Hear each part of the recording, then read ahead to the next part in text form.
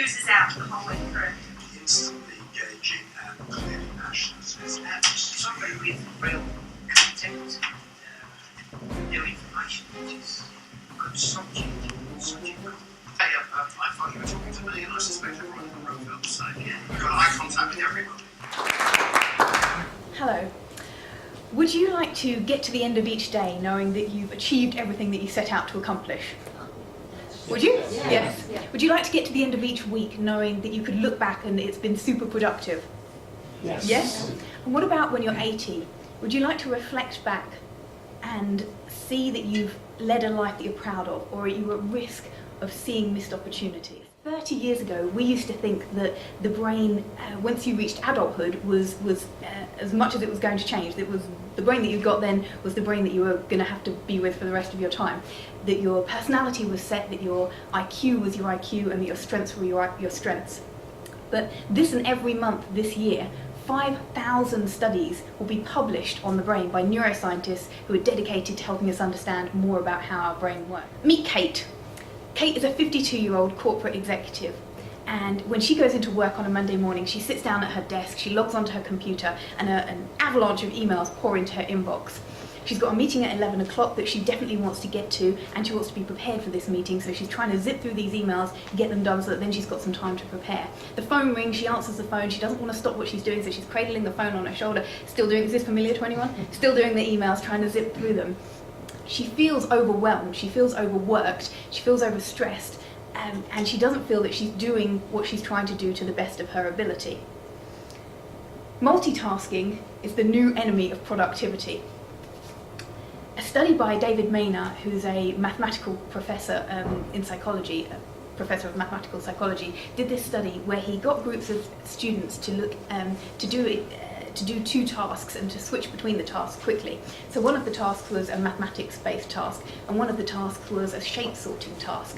And what he found was when he got them to switch quickly between them, their productivity, the amount that they were able to do decreased dramatically versus when he enabled them to do one task and then the other. And he also found that their accuracy decreased. Who here works a 12-hour day on average, or roughly? Brilliant. Could you stand up, sir? Thank you very much. Who here works an 8-hour day, roughly? Yep, if you'd like to stand up for me. This would be, oh brilliant, we've got 2 8-hour days, love it. This would be the equivalent of you guys working your individual hours in a day, but so you're going home 4 hours before this gentleman, and you're achieving the same amount, but unfortunately for you, sir, your accuracy, your fluency, as Maynard describes it, and your elegance in your work is dramatically reduced, which is not good news, right? How did you know that? Imagine sending someone in to a business meeting that's not in optimal decision-making mode. They could cost you the deal, they could cost you the relationship, or they could cost precious time. Make Your Brain Work is about understanding how your brain actually works, understanding the processes that are going on in your brain, and understanding the areas and the chemicals and how you can work with them to be most productive and most efficient. And most profitable. Now I know he's a mouse, but pretend he's a rat.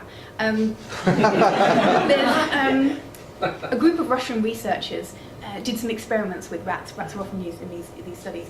And what they found was they gave these rats a combination of a immune suppressing drug and saccharin, which is an artificial sweetener. And they gave them this combination many, many times.